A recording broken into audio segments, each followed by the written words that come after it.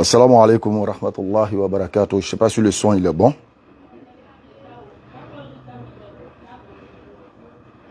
Dites-moi si vous me recevez.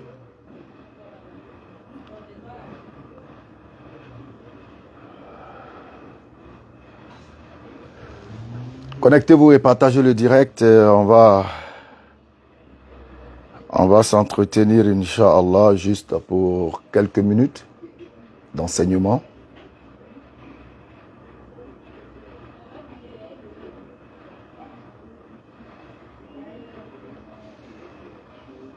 Est-ce que j'ai fait le partage?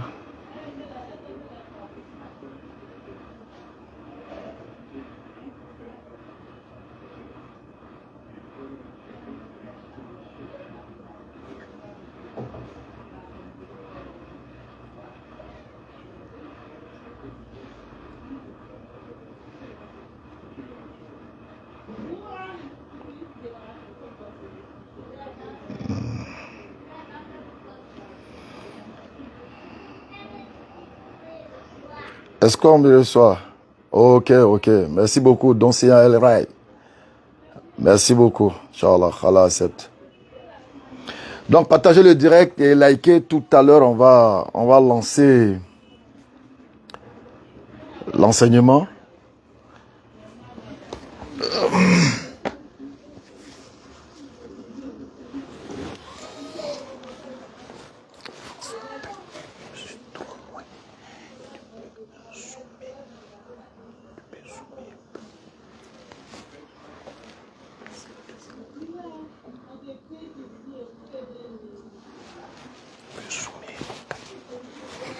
Ok, alhamdulillah.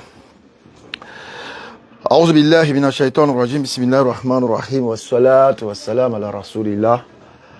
Rabbi ishrah li sadri wa yassir li amri wahlul 'uqdatan min lisani yafqahu qawli. Mesdames, mesdemoiselles et messieurs, bienvenue sur la page officielle des élèves d'Abdul Majid, la BAM 1781. Comme convenu, comme annoncé, nous sommes avec vous pour un entretien d'étude, de compréhension sur un thème que nous allons ensemble analyser, étudier, vérifier, valider ou invalider. Ça va se savoir. Alors on partage les lives et puis on invite tous ceux qui disent avoir une foi, invitez-les, voilà, pour qu'ensemble on puisse partager la bonne nourriture spirituelle. Le temps de vous permettre de vous installer. Quant à moi, je vais prendre une petite gorgée d'eau. Parce que ça va chauffer tout à l'heure là. Il faut que je puisse mouiller un peu la gorge. Partagez, tapotons. On partage, on tapote, Inch'Allah.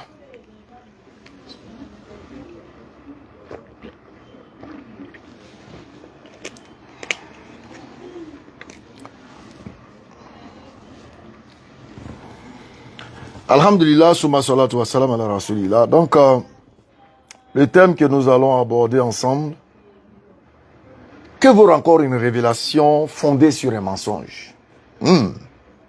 Que vaut encore une révélation fondée sur le mensonge? Voilà ce dont nous allons parler. Un instant.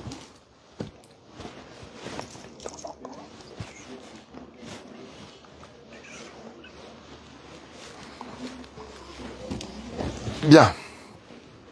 Donc, le thème étant annoncé, on attend que les uns et les autres s'installent parce que ça va faire bam bam. Ça sera du bam bam. Wa alaikum salam wa rahmatullah. Alhamdulillah. Alors, 55 personnes, c'est déjà bon. Bon.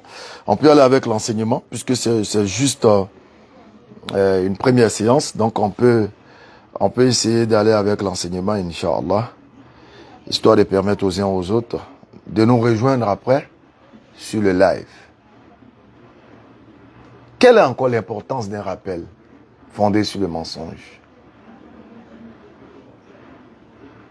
Pour cela, nous allons parler. Allah il a dit dans le Coran, Les juifs et les chrétiens ne tiennent sur rien. Ils ne seront satisfaits de vous que si vous suivez leur religion. Alors toi, tu es musulman et tu es complexé, tu es gêné. Tu as honte de ta foi. Pourtant, tu es dans la lumière de la vérité, la lumière de tous les prophètes. Alors ne dit-il pas qu'il nous a légiféré en matière de religion? C'est qu'il avait enjoint à Noé. Il a dit, dans la sourate 42, à partir du verset 12 à 13, il nous a légiféré en matière de religion ce qu'il avait enjoint à Noé, Abraham, Moïse, Jésus, tous.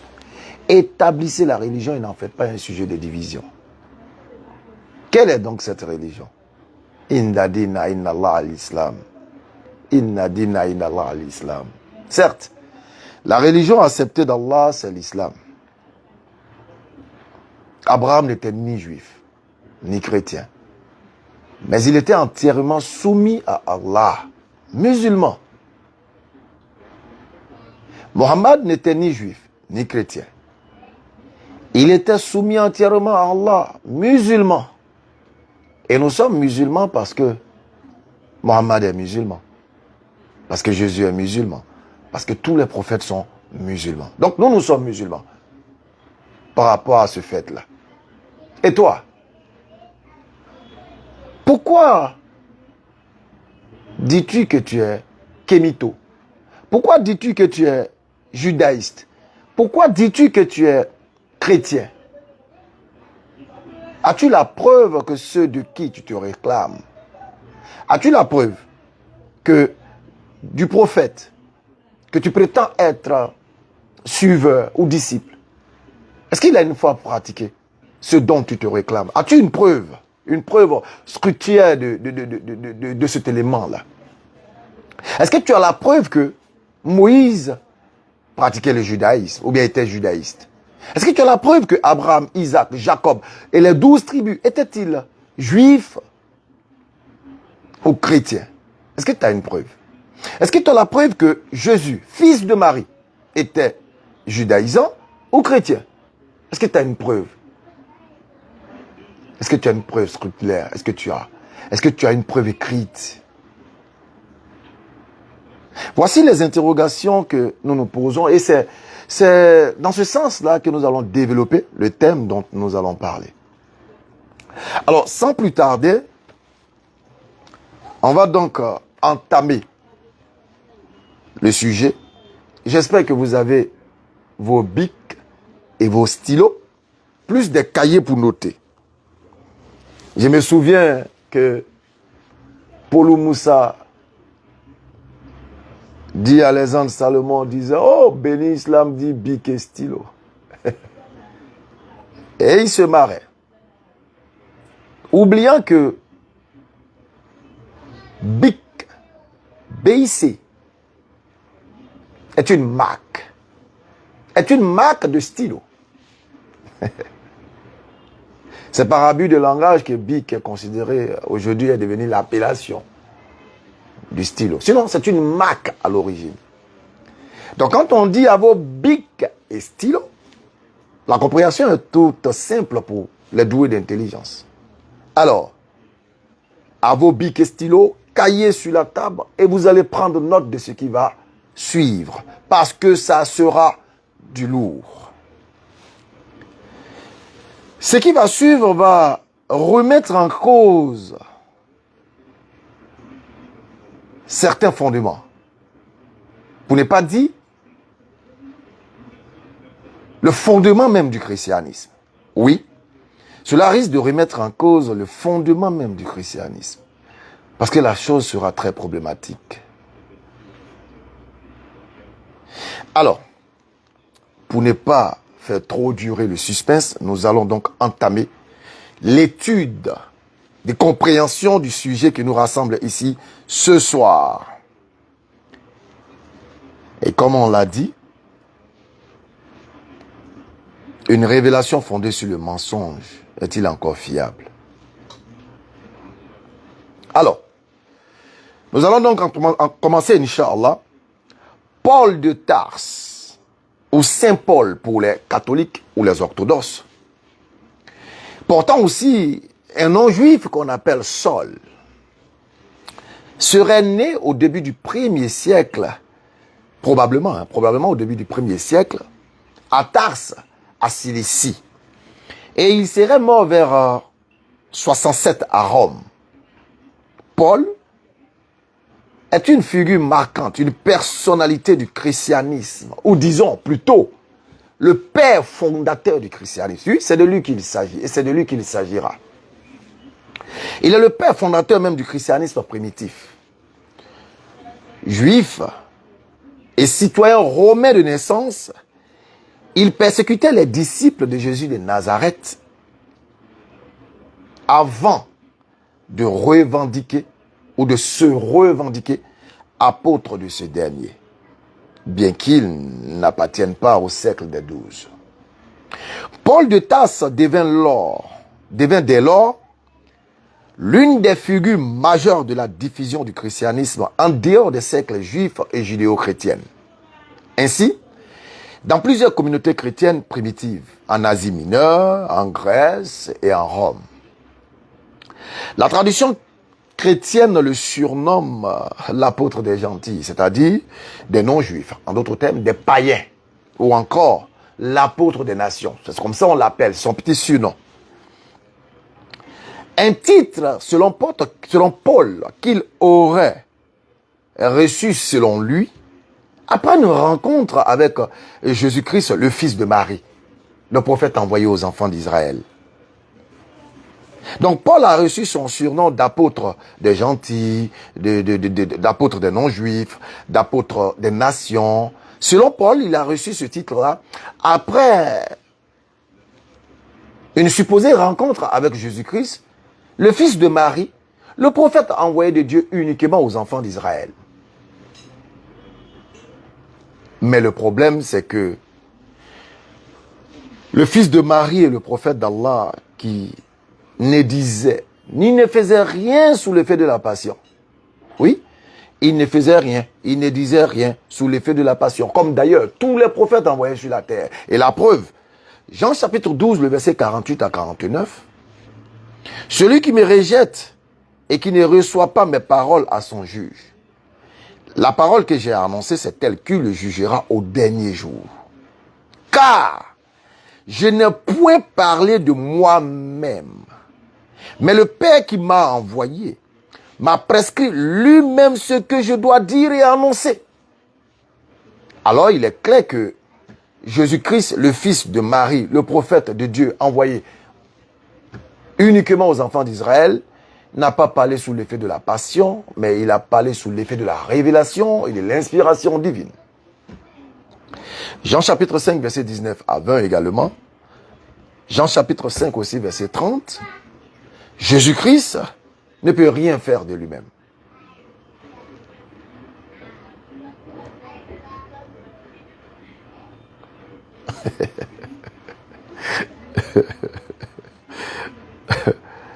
Alors,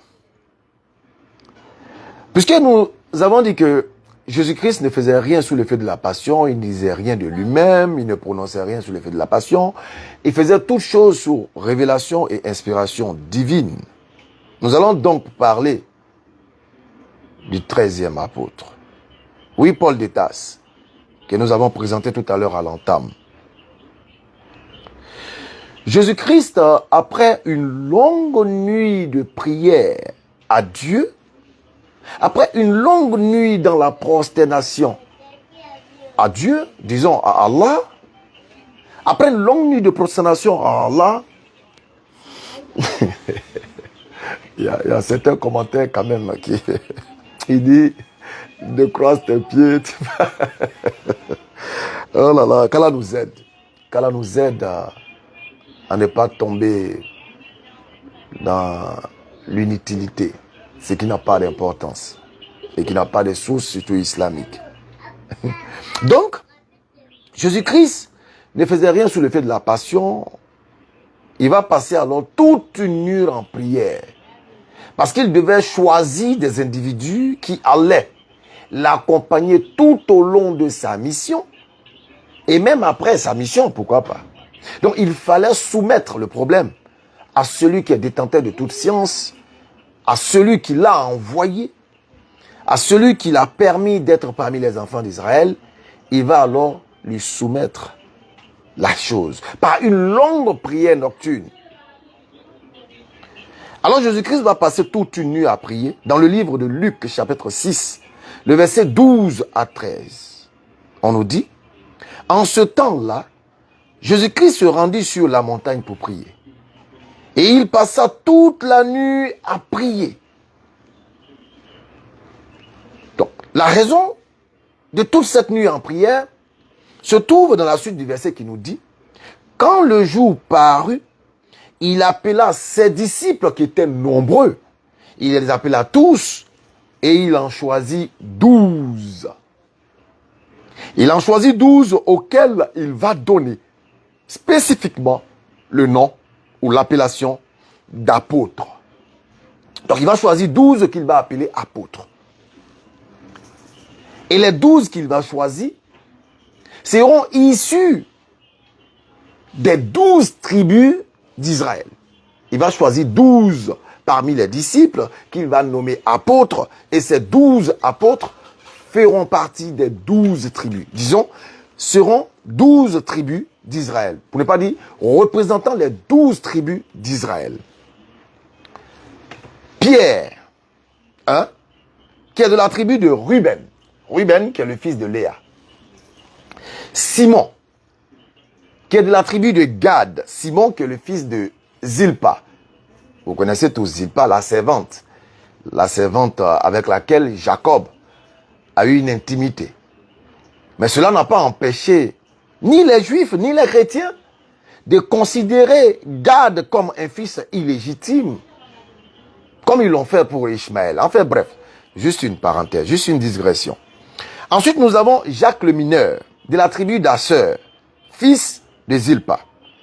Nous avons aussi André, de la tribu de Zabulon, fils de Léa. Nous avons Jean, de la tribu de Juda, fils de Léa. Nous avons Philippe, de la tribu de Nephtali, Nephtali qui est fils de Bila. Bila aussi qui est une servante, voilà, une servante qui a donné un enfant à Jacob. Comme je le disais tout à l'heure, cet enfant n'a pas été traité d'illégitime, de ce que vous savez, mais il a été accepté. Accepté dans la doctrine, aimé, faisant partie même des patriarches, etc. Donc, nous avons Nephtali, Philippe, issu de la tribu de Nephtali, Nephtali qui est fils de Bila, la servante. On a Matthieu, de la tribu de Dan, Dan qui est le fils de Bila. Nous avons Thomas, de la tribu d'Ishaka, Ishaka qui est le fils de Léa. Nous avons Jacques le majeur, de la tribu de Lévi, qui est fils de Léa également. Nous avons Barthélemy, qui est de la tribu de Benjamin. Benjamin, qui est le fils de Rachel.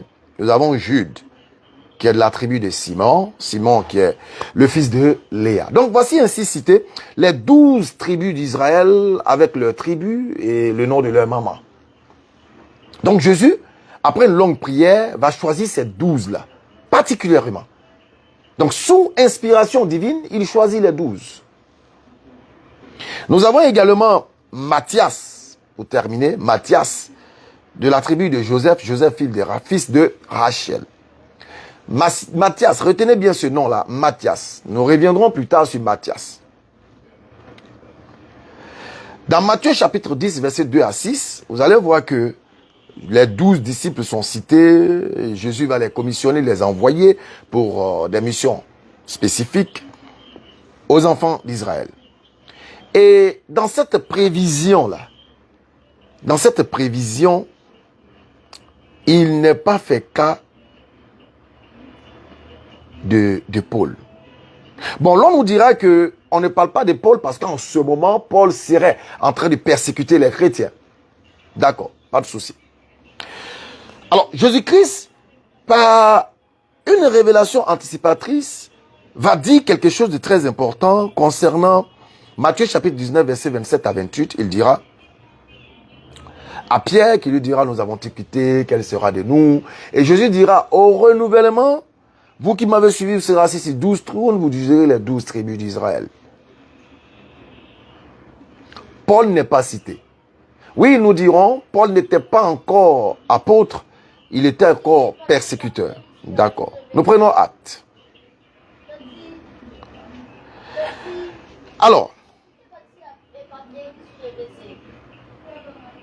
puisque Paul était toujours persécuteur, nous allons continuer notre analyse en comprenant que Jésus-Christ est en partie. Judas est en partie également. Alors, il y a une place vacante. C'était la superbe occasion, cette fois, pour que vraiment, sous la base d'une révélation, Paul puisse être présenté ou annoncé aux disciples qui devaient bien évidemment fermer le trou vu l'absence de l'un de leurs du nom de Judas. Malheureusement, comme l'a fait Jésus-Christ, Pierre et ses frères vont entamer encore une prière pour pouvoir trouver celui qui doit remplacer Judas. Et on trouve cela dans Actes chapitre 1, versets 23 à 26. Il présentait deux, Joseph appelé Barsaba, surnommé Justus, et Matthias. Puis il fit cette prière. Seigneur, toi qui connais les cœurs de tous, désigne lequel de ces deux tu as choisi, afin qu'il ait part à ce ministère et à cet apostolat que Judas a abandonné pour aller à son lieu. Il tirait au sort et le sort tomba sur Matthias, qui fut associé aux 12 apôtres. Là encore, malgré la prière, Dieu pouvait, comme il l'a fait pour Abraham, alayhi salam, lorsqu'Abraham disait dans le livre de la Genèse, chapitre 15, lorsqu'Abraham disait que c'est Eliezer qui hériterait de lui, Dieu a dit à Abraham dans Genèse chapitre 15, verset 4, que il ne s'agirait pas d'Eliezer, mais c'est celui qui sortirait de ses entrailles. Dieu aurait pu faire de même pour le choix du disciple manquant. Mais là encore, malgré la prière, malgré la sollicitation du divin, Paul n'a pas été annoncé. Nous continuons. Alors, dans cette prière de acte-là, ici encore, rien. Alors que va faire Paul? Que va faire Paul? Si le divin n'a pas décidé, si le divin ne l'a pas élu, ne l'a pas choisi, que va alors faire Paul? Paul va faire une tentative d'intrusion. Il va faire une tentative d'intrusion en inventant, nous pesons bien nos mots, en inventant une rencontre avec Jésus-Christ. Il fait une tentative d'intrusion en inventant une rencontre avec Jésus-Christ. Malheureusement, oui, malheureusement, la supercherie sera vite découverte par la brigade anti-mensonge. Oui, malheureusement, la supercherie de Paul sera très vite découverte par la brigade anti-mensonge. La BAM 1781.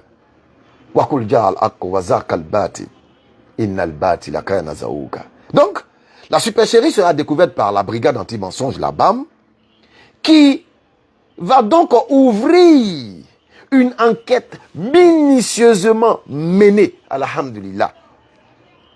La BAM va ouvrir une enquête minutieusement menée pour essayer de comprendre d'où vient cet intrus qui s'est ingéré et qui s'est autoproclamé pour apôtre de Jésus. Nous voulons comprendre, nous voulons savoir. Parce qu'il n'oubliez pas que la dernière législation, c'est le Coran Kérim. Donc nous avons le devoir de veiller, de surveiller, de superviser tout ce qui s'est dit, tout ce qui se fait. À côté, de loin, nous devons tout analyser. Donc, la brigade va ouvrir une enquête minutieusement menée. Et c'est au rapport de cette enquête-là que nous vous invitons à bien vous installer, à partager le direct, à liker, à noter. Parce que nous allons vous rendre le rapport de notre enquête que nous avons minutieusement menée avec les éléments pimpants, en l'occurrence le commissaire Moaz, le lieutenant Kamaraté et le colonel Béni Islam. Donc, nous avons créé cette équipe-là et nous avons... qui tente de me joindre? Oh là.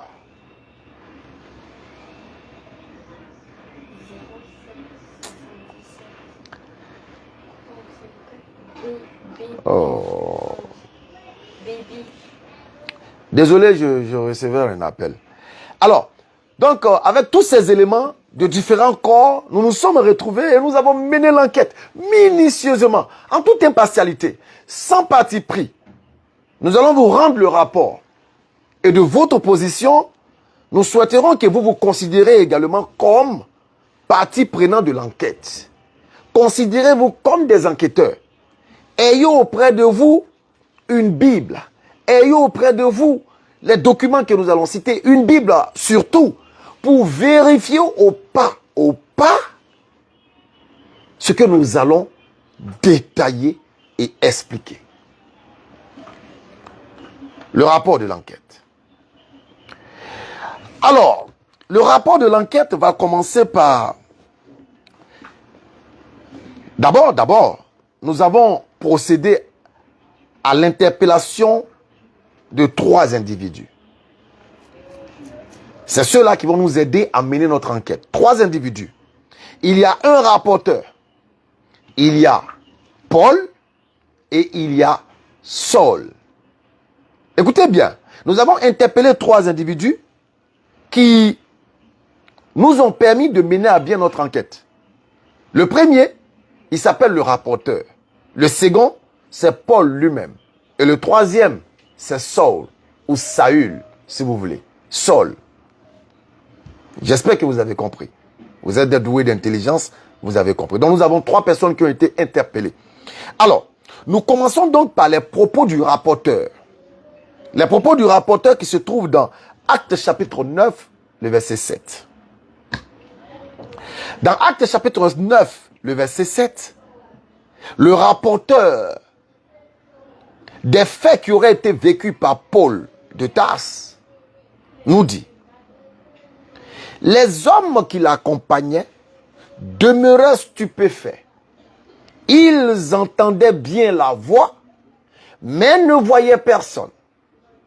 Je répète, Actes chapitre 9, le verset 7, le rapporteur nous dit que les hommes qui accompagnaient Paul, le jour où il aura cette soi-disant vision, les hommes qui l'accompagnaient demeuraient stupéfaits. Ils entendaient bien la voix, mais ils ne voyaient personne. À la suite de l'enquête, lorsque nous avons appelé Paul pour l'interroger, pour l'entendre, puisque c'est lui qui a vécu les faits, nous nous sommes rendus compte que le rapporteur contredit les propos de Paul. Nous lisons Actes chapitre 22, le verset 9. Actes chapitre 22, le verset 9. Ceux qui étaient avec moi virent bien la lumière, mais ils n'entendirent pas la voix de celui qui parlait. Donc Paul dit que ceux qui étaient avec lui, Paul, ont bien vu la lumière, mais ils n'ont pas entendu la voix. Le rapporteur nous dit dans Acte 9, 7 que ceux qui étaient avec Paul entendaient bien la voix. Paul dit non, ils n'entendaient pas la voix de celui qui parlait. Effectivement, en lisant Acte 26, 14, Paul est le seul à entendre la voix. Effectivement, quand on lit Acte chapitre 26, verset 14, Paul est le seul à avoir entendu la voix. Alors la première remarque que nous faisons, en tant qu'enquêteur très sérieux de la BAM 1781, nous remarquons que le rapporteur, c'est-à-dire celui qui rapporte les faits de Paul, est en contradiction avec Paul qui aurait vécu les faits. C'est normal. Un rapporteur peut n'est pas avoir tous les paramètres. Nous pouvons comprendre. Mais un bon enquêteur, nous n'allons pas nous limiter seulement qu'à ces deux rapports. Nous allons pousser un peu notre étude. Oui. Après avoir compris que le rapporteur était en contradiction avec Paul, à l'unanimité de l'équipe des enquêteurs constitués, en l'occurrence le commissaire Moise, le lieutenant Camaraté et le colonel Béni que je suis, nous avons décidé de ne pas nous arrêter sur ces faits-là pour donner raison à Paul et condamner le rapporteur. Nous avons décidé, après une machoura, une consultation, de pousser encore notre enquête un tout petit peu. Sait-on jamais? Alors, nous avons donc décidé d'opposer Paul à Saul. Si vous voulez, nous allons opposer Paul à Paul lui-même. Nous allons opposer Paul du acte 22 au Paul du acte 26. Verset par verset, afin de tirer une conclusion définitive pour ne vraiment pas être injuste. Donc, je fais récap rapide. Le rapporteur est en contradiction avec Paul parce que Paul dit que ceux qui étaient avec lui n'entendit pas la voix qui lui parlait. Le rapporteur dit que ceux qui étaient avec Paul ont très bien entendu la voix qui parlait à Paul. On ne peut pas prendre la parole du rapporteur au détriment de la parole de celui qui dit avoir vécu les faits. Même s'il y a contradiction, même si nous savons que, selon eux, ils sont tous inspirés par le Saint-Esprit, donc logiquement, exempts de toute erreur, exempt de toute faute. Comme Allah pourrait dire dans la 484 du Coran, si le Coran provenait d'un autre que moi, Allah, vous y aurez trouvé maintes contradictions. Parenthèse. Alors, nous allons pousser notre enquête, on va opposer Paul à Paul. Paul de acte 22, opposé à Paul de acte 26. J'espère que les enquêteurs qui suivent avec nous, nous sommes au même niveau de compréhension de l'enquête. Il faudrait que l'enquête soit vraiment une enquête juste. Pas d'injustice. Une enquête vraiment équitable. C'est pourquoi nous vous invitons à participer à l'enquête en suivant avec nous ce rapport détaillé et nous rappeler au cas où nous aurions commis des erreurs dans notre rapport pour nous dire que notre enquête n'a pas été bien menée. En voici la preuve. Donc vous avez l'occasion de pouvoir juger le rapport des enquêteurs que nous sommes. Donc nous allons maintenant opposer Paul du acte 22 au Paul du acte 26. Nous allons.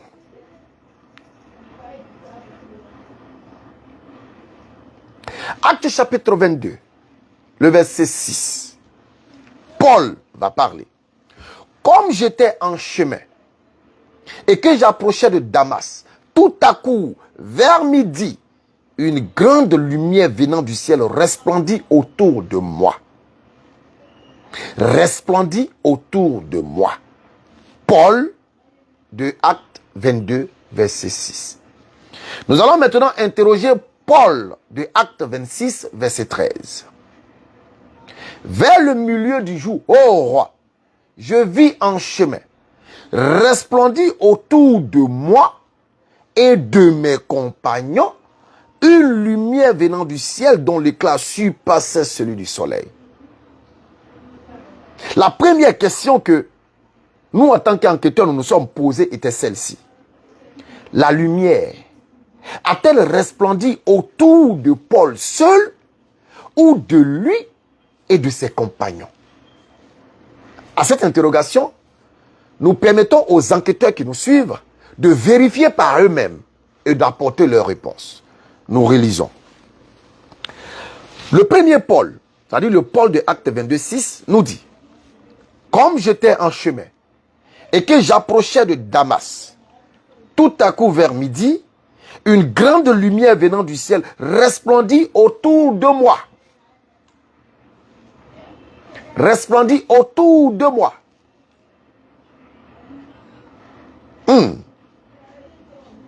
Resplendit autour de moi. Acte chapitre 22, le verset 6. Alors, nous allons maintenant lire le Paul du acte 26, verset 13. Vers le milieu du jour, ô roi, je vis en chemin, resplendit autour de moi et de mes compagnons, une lumière venant du ciel dont l'éclat surpassait celui du soleil. Question, Paul. Paul, question. La lumière a-t-elle resplendi autour de toi seul, Paul, selon Actes chapitre 22, le verset 6, ou bien la lumière a resplendi autour de toi et de tes compagnons, selon le Paul de Actes chapitre 26, le verset 13. Il faudrait que tu puisses nous répondre, Paul. Parce que nous ne voudrions pas qu'on puisse nous tasser après d'injuste. Nous continuons. Le Paul de Actes chapitre 22, verset 7 va encore s'exprimer. Je tombais par terre et j'entendis une voix qui me disait, Saul, Saul, pourquoi me persécutes-tu? Ça, c'est le Paul numéro 1 de Acte 22, 16 qui dit qu'il est tombé par terre. Ça dit, Paul, je suis tombé par terre et j'entendis une voix qui me disait, Saul, Saul, pourquoi me persécutes-tu? Paul numéro 2, Acte chapitre 26, verset 14. Nous tombâmes tous par terre. Et j'entendis une voix qui me disait en langue hébraïque, Saul, Saul, pourquoi me persécutes-tu? Il te sera dû de regimber contre les aiguillons. Nous tombâmes tous par terre. Le Paul de Acte 22, 7 dit, je tombais par terre. Donc Paul, il est tombé seul. Le Paul de Acte 22, 7 est tombé seul. Le Paul de Acte 26, 14 est tombé avec ses compagnons. Paul, encore une fois. Es-tu tombé seul? Ou es-tu tombé avec tes compagnons, Paul? Paul, nous te reposons la question une deuxième fois. Es-tu tombé seul ou es-tu tombé avec tes compagnons, Paul? Paul 1, nous te demandons, est-ce que tu es tombé seul ou bien tu es tombé avec tes compagnons? Je tombais par terre, donc tu es tombé seul. Ok. Paul 2, acte 26, verset 14. Es-tu tombé seul ou avec tes compagnons? Nous tombâmes tous par terre.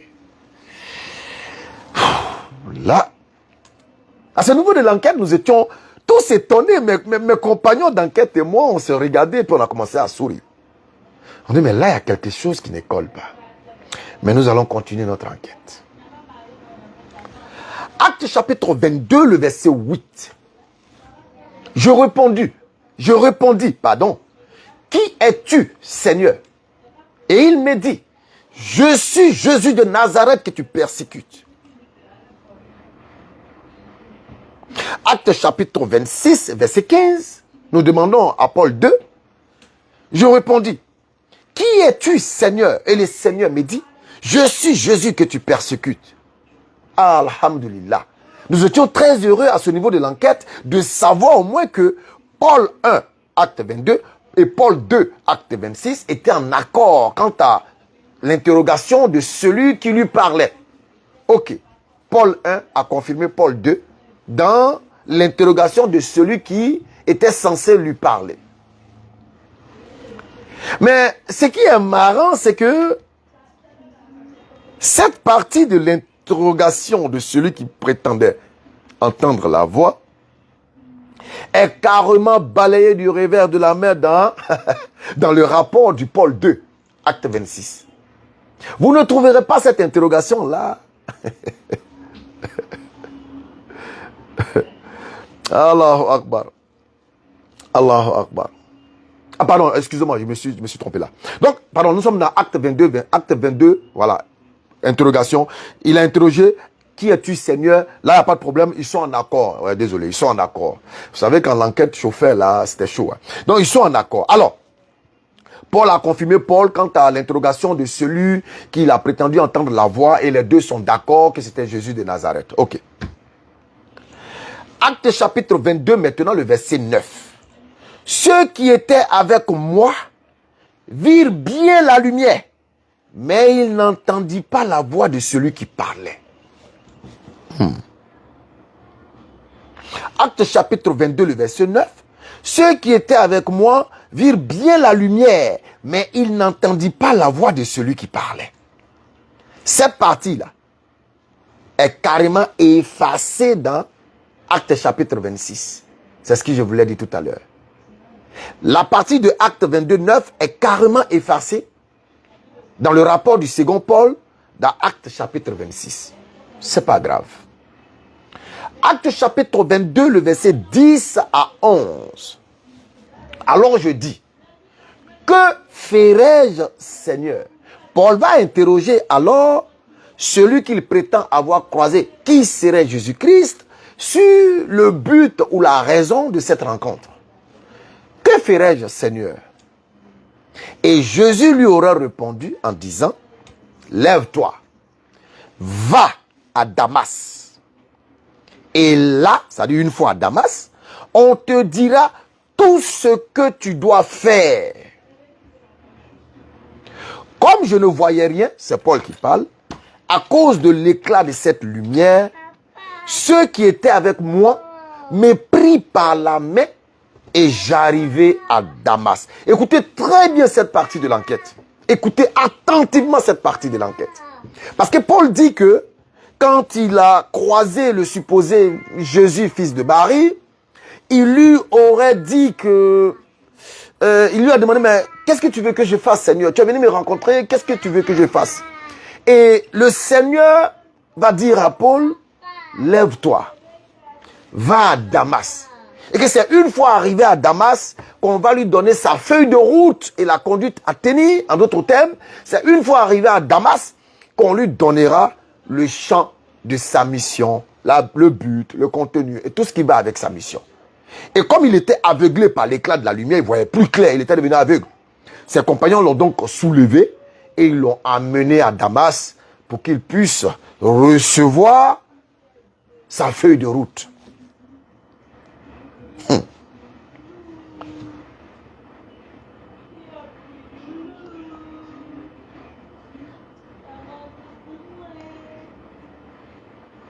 L'affaire est grave. Nous allons maintenant interroger le Paul numéro 2. Paul de Actes chapitre 26. Nous allons maintenant l'interroger lui. Paul numéro 1 dit que le Jésus qu'il a croisé là, le fils de Marie, le prophète d'Israël là. Paul numéro 1 dit dans Actes 22, verset 10 à 11, que quand il a croisé ce Jésus là, il lui a demandé, mais qu'est-ce que tu veux que je fasse? Jésus lui a dit, lève-toi, va à Damas. C'est à Damas, on va te dire ce que tu dois faire. Alors, Paul numéro 2, nous voulons entendre ta version. Acte chapitre 26, verset 15 à 17. Je répondis, qui es-tu, Seigneur?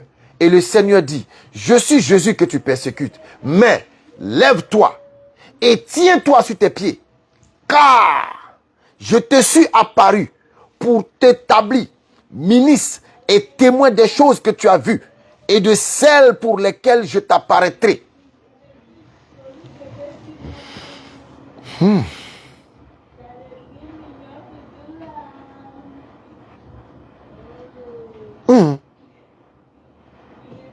Donc le Paul numéro 2 de Actes chapitre 26, verset 15 à 17, lui il dit que il va demander à Jésus, qui es-tu Seigneur? Jésus va dire, c'est moi Jésus qui te persécute. Et puis Jésus va lui dire, lève-toi et tiens-toi sur tes pieds, car je te suis apparu pour t'établir ministre et témoin des choses que tu as vues et de celles pour lesquelles je t'apparaîtrai. Acte chapitre 26, verset 17 à 18. Paul numéro 2 continue. Il est trop inspiré. Il continue et il dit, je t'ai choisi du milieu de ce peuple, du milieu des païens, vers qui je t'envoie, afin que tu leur ouvres les yeux, pour qu'ils passent des ténèbres à la lumière et de la puissance de Satan à Dieu, pour qu'ils reçoivent par la foi en moi le pardon des péchés et l'héritage avec les sanctifiés. Est-ce que vous êtes concentré? Si vous êtes concentré, tapotez l'écran et puis je vais vous expliquer. Je vais vous expliquer ce qui se passe. Est-ce que vous êtes concentré? Est-ce que vous êtes vraiment concentré? Est-ce que vous suivez le rapport de l'enquête menée par la brigade anti-mensonge? Est-ce que vous suivez? Tapotez, partagez parce que l'affaire est grave.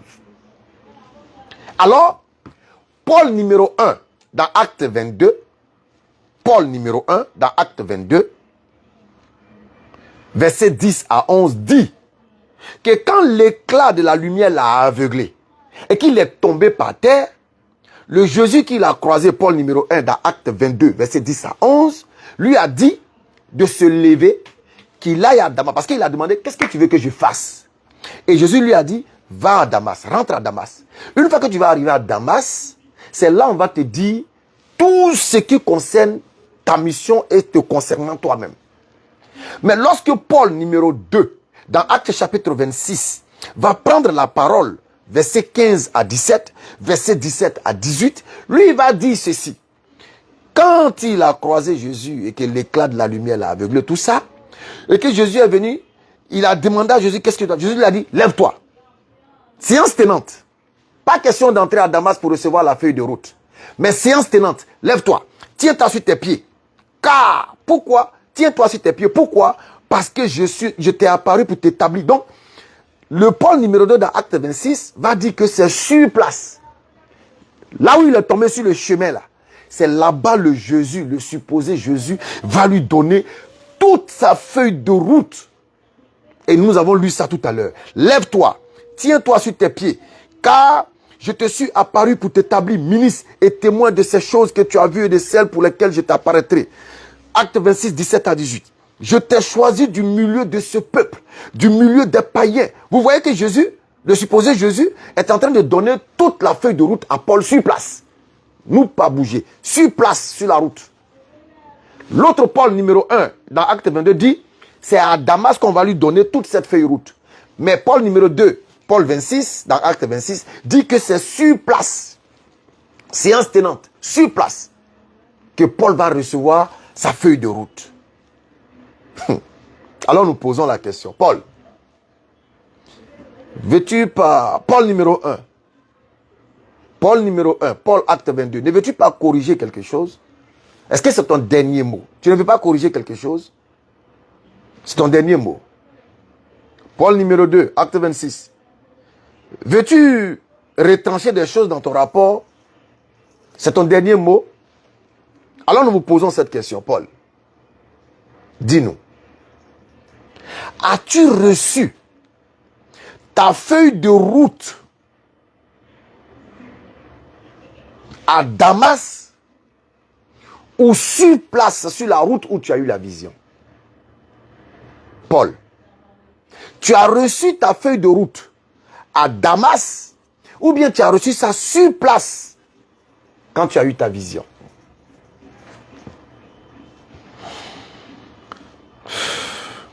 Nous continuons. Remarque très importante. Le Paul du acte 26 ne fait pas mention d'Ananias, parce que c'est Ananias qui était censé, une fois Paul à Damas, c'est Ananias qui allait lui donner la feuille de route et tout ce qui va avec.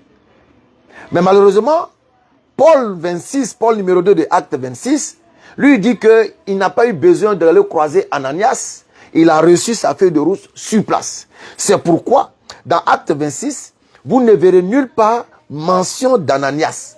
Tout simplement parce que Paul se trouve devant le roi. Il se trouve devant le roi devant lequel il est en train de faire un rapport.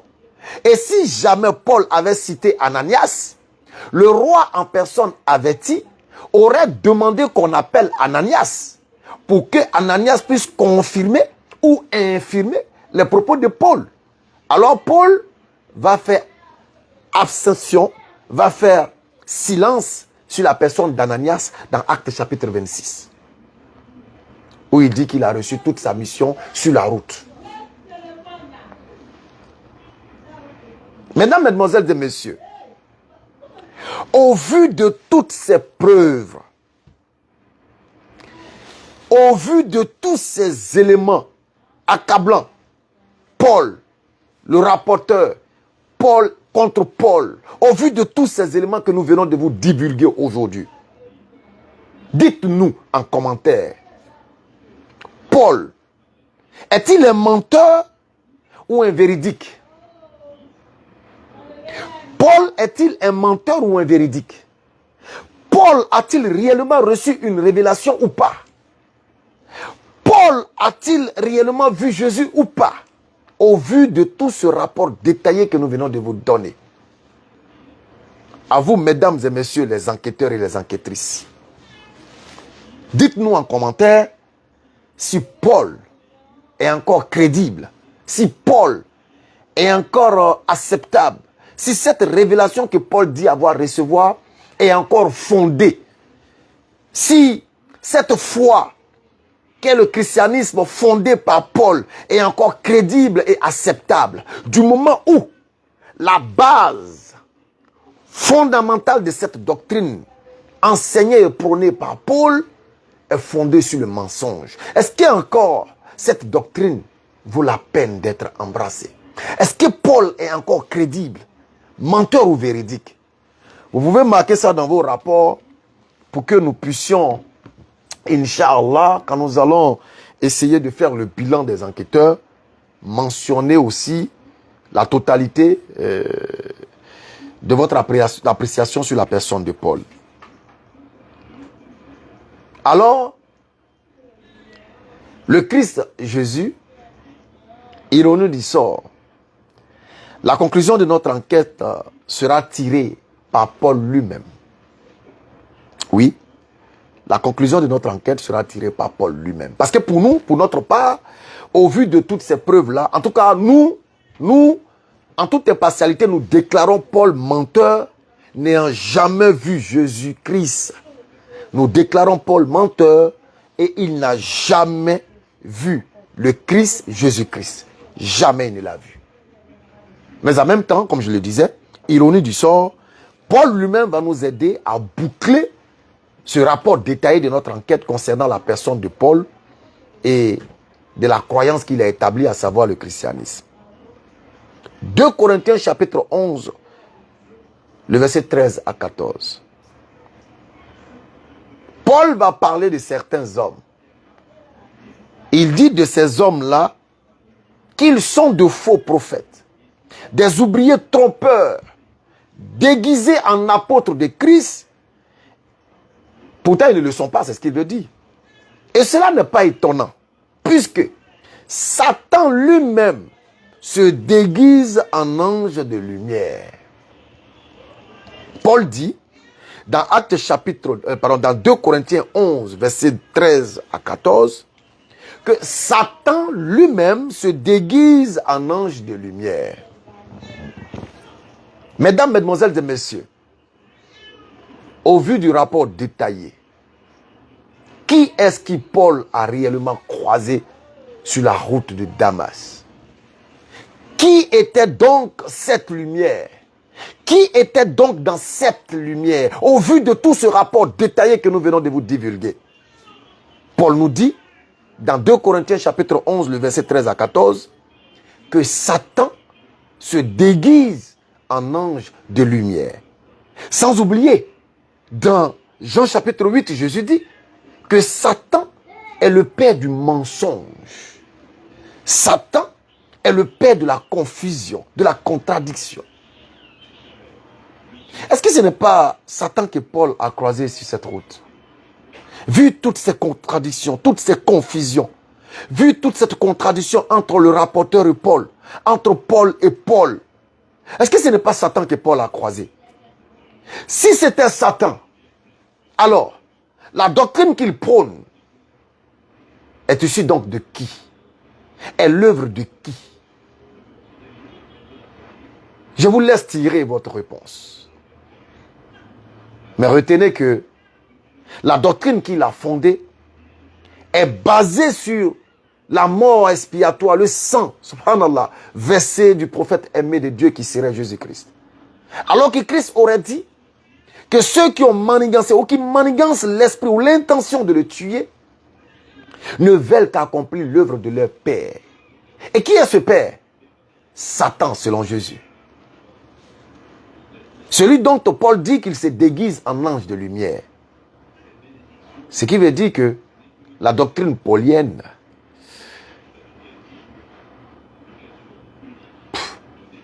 silence radio. Je vous laisse répondre depuis votre position. Je vous laisse méditer sur tout ce qui a été donné comme rapport. Pour notre part, nous allons surseoir ici le rapport de notre enquête, tout en espérant, Inch'Allah, nous retrouver très prochainement pour ouvrir la deuxième partie de notre enquête qui portera sur